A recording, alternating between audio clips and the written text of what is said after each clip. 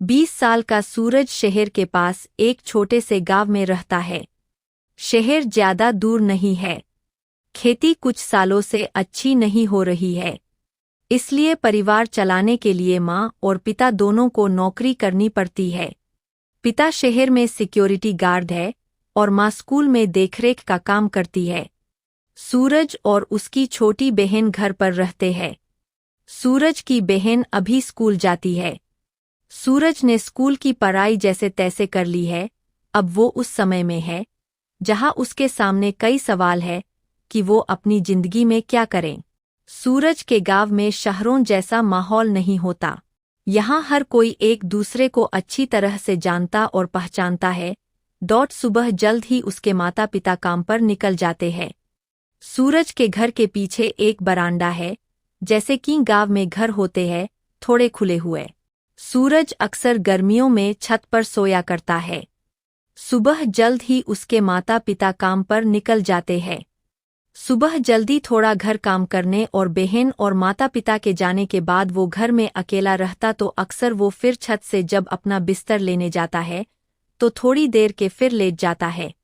ऐसे ही आज भी सूरज छत पर सोया है, लेकिन कुछ शोर की वजह से उसकी आंख खुल जाती है। उठकर वो नीचे देखता है। ऑटो वाले साथ कोई बहस कर रहा था और यह पहली बार था जब उसने देखा है नेहा को। हल्के नीले रंग की सलवार सूट पहने वो अपनी मम्मी के साथ सामने वाले शर्मा जी यहाँ आई है।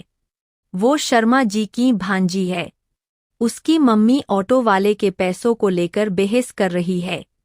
सुबह गर्मियों का सूरज है तेज। नेहा बैग लिए खड़ी है। उसकी आंखों पर सूरज की रोशनी आ रही है।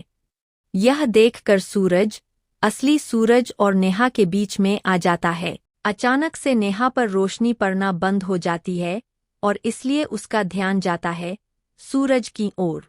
यह पहली बार था जब सूरज और नेहा ने एक दूसरे को देखा। अब उम्र समझो या और कुछ, लेकिन दोनों को पहली नज़र में एक दूसरे से प्यार हो गया। फिर जैसे सूरज के जीवन में एक नई किरण फूटी हो। नेहा के मामा जी के घर के किचन की खिड़की रोड की ओर खुलती है। सूरज की नज़र अब सामने वाले घर पर ही रहने लगी। कभी खिड़की, कभी दरवाजा, कभी पानी के बहाने या कभी सफाई के बहाने वो घर के दरवाजे पर ही रहता।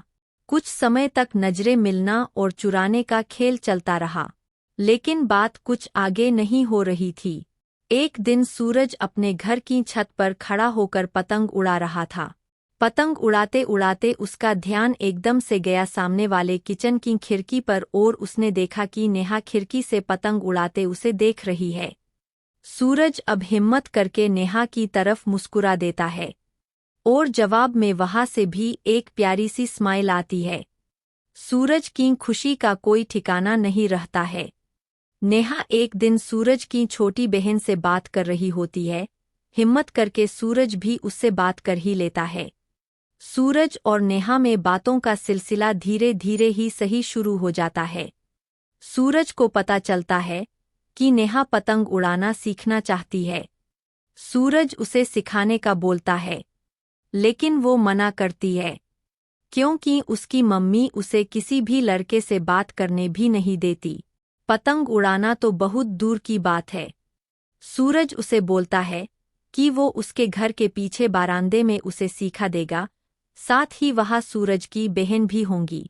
नेहा थोड़ा मनाने पर मान जाती है। आखिर वो भी सूरज के साथ समय बिताना चाहती है।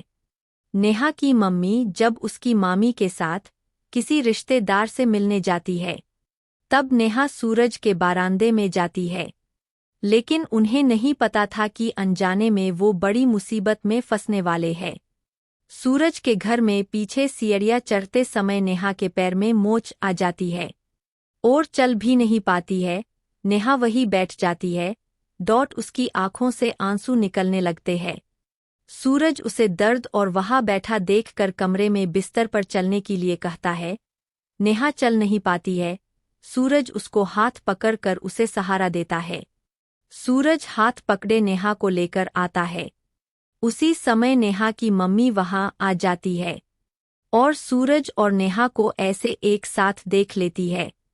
उनको ऐसे देखते ही वो गुस्से से आग बबूला हो गई। उन्होंने जोर से चिल्लाकर कहा, नेहा। फिर उन्हें कुछ समय बाद नेहा का पैर दिखाई दिया। उन्होंने सूरज के हाथ को हटाकर नेहा को पकड़ा और उसे ले गई। सूरज को रात भर नींद नहीं आती है। वो सुबह का इंतजार करता यह सोच रहा है कि नेहा का पैर कैसा होगा, साथ ही कहीं उसकी मम्मी ने नेहा को कुछ कहा या मारा तो नहीं। सुबह होती है और सूरज देखता है कि नेहा और उसकी मम्मी ऑटो में बैठकर जा रहे हैं। पैर से अभी भी थोड़ा लड़खड़ा रही थी। सूरज और नेहा की आंखों में कुछ बातें होती है और नेहा वहां से चली जाती है। सूरज को यकीन था कि नेहा को फिर देखेगा। उसको नेहा का ही इंतजार रहता है। उसका दिल कहता है कि नेहा फिर आएंगी। इंतजार में करीब 1 साल बीत जाता है। अब सूरज की उम्मीदें थोड़ी धूमिल होने लगती है। लेकिन एक दिन वो हुआ जिसका सूरज को इंतजार था। सामने वाली किचन की खिड़की में उसे फिर नेहा दिखाई देती है। उसे खुशी होती है। नेहा अभी उसकी ओर नहीं देख रही है, वो किचन में अपना काम कर रही है। नेहा की मम्मी बाहर आती है। कोई उन्हें बधाई दे रहा था नेहा की शादी की। नेहा की शादी हो चुकी थी। किचन में ही नेहा का पति भी सूरज को दिखाई देता है। देखने में नेहा भी खुश लग रही थी। सूरज एक पल के लिए बुरा लगा, लेकिन फिर वो मुस्कुराया। उसे नेहा की खुशी में अपनी खुशी दिखी। अचानक से नेहा की नज़र सूरज पर पड़ी और फिर दोनों ने एक दूसरे को स्माइल करते हैं। आपको यह कहानी कैसी लगी हमें कमेंट कर बताएं। साथ ही ऐसे मज़ेदार कहानी सुनने के लिए और हमारे साथ जुड़े रहने के लिए हमारे चैनल को लाइक एंड सब्सक्राइब जरूर करें।